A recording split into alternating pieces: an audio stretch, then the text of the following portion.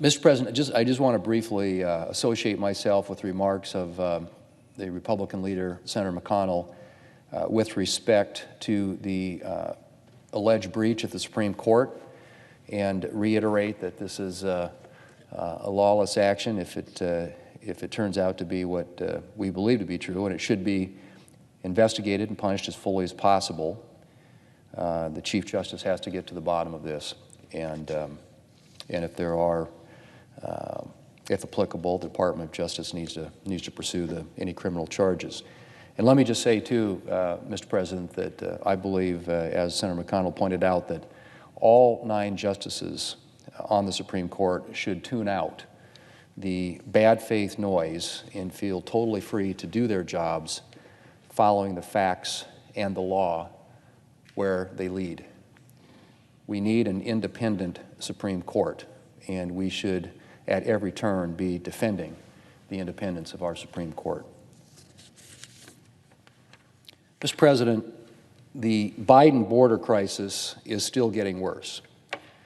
In March, U.S. Customs and Border Protection encountered 221,303 individuals attempting to cross our southern border illegally. 221,303. That's an average of more than 7,100 individuals per day. And as of April, that number had gotten even worse. An April 26 memo from the Secretary of Homeland Security reported, and I quote, "In the past 3 weeks, CBP, or Customs and Border Patrol, has encountered an average of over 7,800 migrants per day across the southwest border. This is compared to a historical average of 1,600 per day in the pre-pandemic years of 2014 to 2019, end quote. Let me just repeat that, Mr. President. In the past 3 weeks, CBP has encountered an average of over 7,800 migrants per day across the southwest border, compared to a historical average of 1,600 per day in the pre-pandemic years. The situation at our southern border, Mr. President, is out of control. And it's on track to get much, much worse. On April 1st, the Biden administration announced that Title 42 COVID-19 restrictions, which provided for the immediate deportation of individuals who've crossed the border illegally, will end on May 23rd. It's ironic that even as the President has effectively declared that the COVID emergency to be over at our southern border, his administration continues to advocate and press Congress for more COVID funding. Once Title 42 restrictions are officially lifted, the flood of illegal immigration across our southern border is expected to become a tsunami. The Department of Homeland Security expects as many as 18,000 migrants per day to attempt to cross our southern border after the policy is lifted. 18,000 per day. That's more than double the number we're currently experiencing, which is already straining the Border Patrol to the limit. Secretary Mayorkas testified last week that morale in the Border Patrol is low. Not surprising. What will it be like for these men and women when their workload more than doubles? Mr. President, Title 42 restrictions were never intended to be a permanent border solution, and lifting them would not be a problem if it were clear that the President is ready to deal with the resulting immigration surge. But the President hasn't even been able to, or hasn't bothered to, come up with a plan to address our existing immigration crisis. And the plan he's offered to deal with the unexpected surge when Title 42 restrictions are lifted is inadequate, to put it mildly.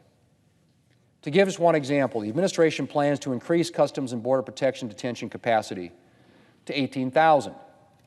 The problem with that is that, as I said, we could be facing an influx of 18,000 illegal immigrants per day when Title 42 is ended. Given that individuals usually stay in Customs and Border Protection custody for 2 or 3 days, it's clear that the detention capacity of 18,000 is likely to be woefully insufficient. Even some Democrats have criticized the administration's plan, with one noting that, and I quote, "The administration's plan for the end of Title 42 is unrealistic by May 23rd. Another Democrat said, and I quote, There hasn't been enough preparation. We don't have the basics of how are you going to handle 18,000 individuals a day safely in accordance with our ethics and principles. That plan I haven't seen yet, end quote. A number of Senate Democrats have criticized the President's decision to end Title 42 right now.